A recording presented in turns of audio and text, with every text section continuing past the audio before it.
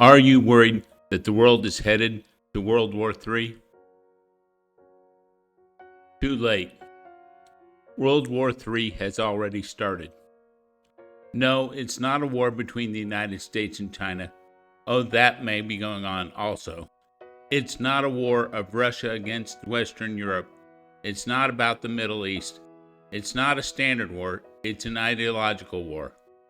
It's not a war between nation states. It takes the form of mainly civil wars. You can see this in the United States, where this civil war is between the so-called deep state and the people of the United States.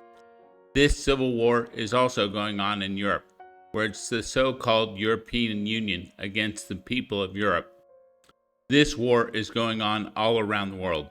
The fact that you don't notice World War III is happening is done on purpose, because it's easier to slaughter people, that is, slaughter animals that are calm, than when they are riled up. This is an ideological war, as I said. It's those people who want freedom versus those people who want a Marxist centralized world government. The Marxists include central banks. One of the fallacies about central banks is that they're conservative, even capitalist. This is another Marxist plot. Central banks have always been a Marxist idea, and they are part of Marx's Communist Manifesto. It has long been argued that Marx was funded by the Rothschilds. Just because you want to make money does not mean you're not a Marxist. Some of the richest people in the world are Marxist dictators. Of course, it actually goes deeper than just Marxists. These Marxists have infiltrated every aspect of the power structures of Western and other countries, including our intelligence agencies, our governments, and our funding agencies, such as the CIA, the FBI, the NSA, USAID, Mossad, MI5, MI6, and NGOs, which have exploded in the last 30 years. Marxists have taken over Wikipedia, and they are the ones who founded and control Google, Facebook, Amazon, Microsoft, and Apple, and many others, who all have ties to the CIA and the NSA. Of course, these Marxists have taken over academia. As Javier Milei says, all universities are centers of Marxist indoctrination. One of the things that people don't understand is that these people, when they get inside of a company or organization, they only hire people based on ideological purity. They don't hire them for merit. That's exactly how Ellsworth Toohey took over the banner in The Fountainhead by Ayn Rand. Ayn Rand, once again prescient. But this is not a battle for liberty or freedom or sovereignty of your nation. As the president says in the movie Independence Day, this is a battle for your very existence. Notice that all these global elites, like the people who attend the WEF forums, always talk about overpopulation. One example is Jane Goodall, who thinks that we would all be better off if the human population was the same it was 500 years ago, which was around 500 million people, which means eliminating around 90% of the human population, making these people more evil than Hitler, Stalin, Mao, and Pol Pot combined. These people, many of whom are pedophiles and human traffickers, are not interested in human flourishing or human good. They want you dead. Marxism started as a reaction against the liberalism of John Locke, Newton, Bacon, and Aristotle, and the American Revolution. It was a desire to go back to the feudal state that had existed before and was picked up by both Marxists and non-Marxists. Marxists never gave a damn about the average worker, despite constantly talking about them. Just look at Cuba, the USSR, China, etc. Thus, Marxism was never about economics and the proletariat. It was always a desire to destroy anything related to liberalism. As this quote from this Marxist review of Marxism in the CIA points out, quote, "From this we see that cultural Marxism is the intellectual elaboration of a will to destroy, as it pertains to traditional cultural and social bastions. Karl Marx had a will to destroy, and the Communist Manifesto is a handbook for the destruction of whatever remained in this late epoch of the West of organic bonds such as family, marriage, faith, and pre-capitalist attachment to village, church, and land. Rather than decrying the destruction of these organic bonds, Marx regarded them as bourgeois institutions that were dialectically being destroyed by capitalism and industrialism as a progressive step. Notice that this quote contains one of the common Marxist techniques, which is destroying the meaning of words. That is, destroying the word progressive and destroying the word liberal. Progressive means progress, and that's exactly the opposite of what Marxists mean when they say that they're being progressive. To Marxists, words are just tools of emotional manipulation, not tools of cognition. They want destruction, they don't want progress, and the proof is in the pudding. Wherever Marxists have taken over, it's just been one hell after another, one genocide, one plague of poverty after another.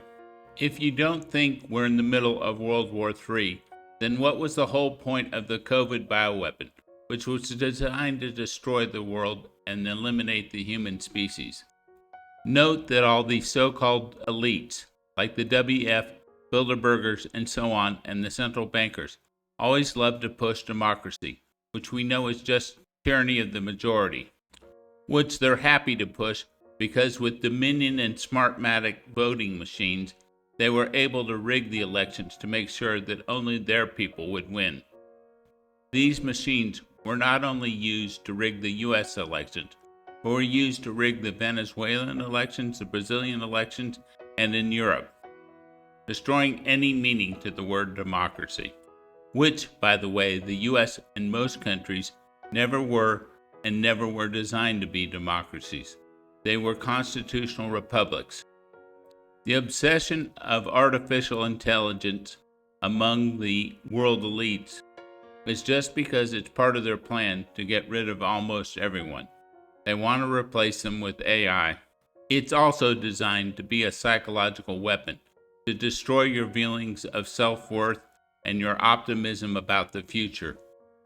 Agenda 2030 was their declaration of war.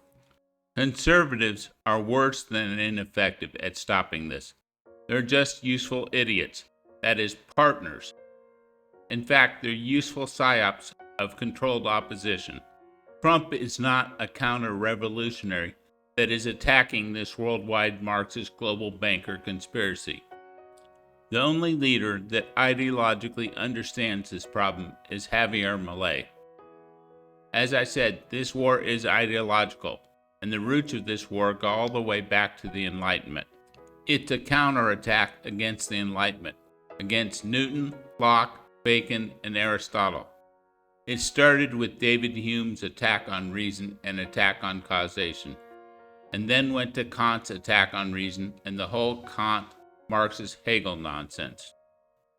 But on the conservative side, it went to the stupidity of Edmund Burke, who warned against unchecked reason.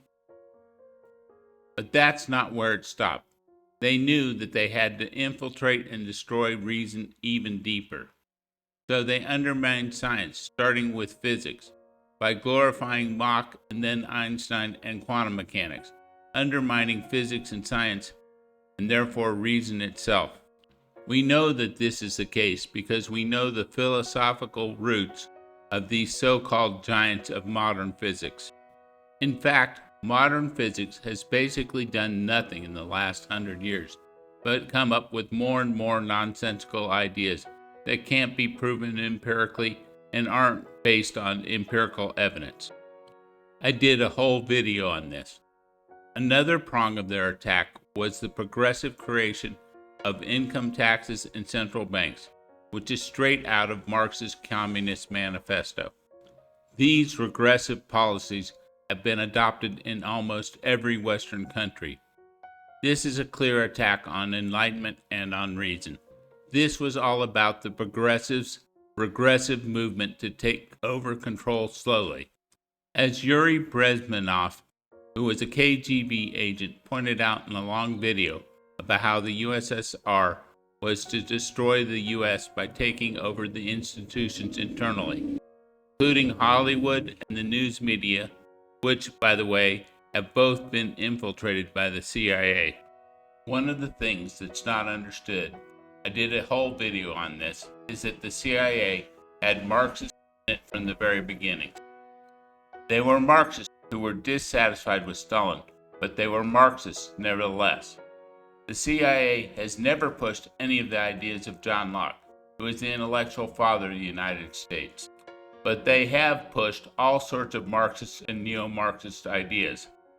The CIA has pushed irrationalism in the form of promoting modern abstract art, including the artists of Jason Pollock and Robert Motherwell, and musicians like the Grateful Dead. Lyricist Robert Hunter participated in the 1962 covert-sponsored CIA experiment with LSD at Stanford University. Part of their strategy is to create controlled opposition. For instance, both the Bushes are a perfect example. It looks like you have a conservative, but in fact, we know that Bush 2 was partners with an NGO with Obama to bring in illegal immigrants to the U.S. And Bush 1 was heavily involved in the CIA long before he was the CIA director. And they were all in the same stupid secret club in college. News outlets like Fox News, which is clearly controlled opposition, does not actually make any ideological arguments against the Marxists. This is one of the problems with conservatives. Conservatism is not an ideology. In fact, they're proud of this point. You can't win an ideological war by giving up the idea that philosophy or ideology matters. This is a war for our very existence, and it's a war on reason mainly. As I said, Javier Milei is the only world leader who understands this, and he's very clear that the approach that the so-called conservatives have taken is doomed to failure. And in fact, he never calls himself a conservative. He's very clear that he's a liberal libertarian.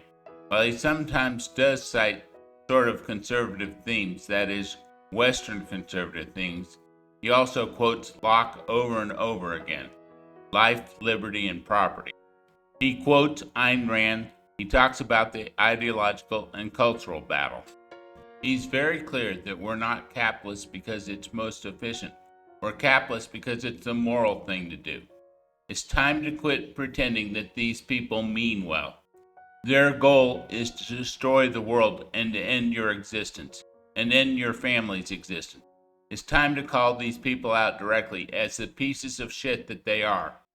No longer can you stand by on the side and say, I'm just an independent, taking these issues one at a time. No, these people are psychopathic liars. They don't think words are tools of cognition. They're just tools of emotional manipulation. And if you let them get away with it, they will happily destroy the world. Their goal is to end human civilization.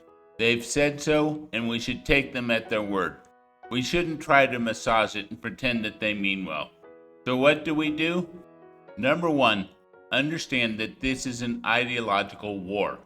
First and foremost, an attack on reason, man's main tool of survival. Reject and vilify those prophets of irrationalism and reason is limited, including Hume, Kant, Marx, Burke, and their progeny. Number two, end central banks and fiat. These are the financial lifeblood for this anti-reason Marxist attempt to annihilate human life. If we can win on these two fronts, that will be enough to stop these pieces of shit and start a renaissance of human flourishing. Long live freedom, damn it.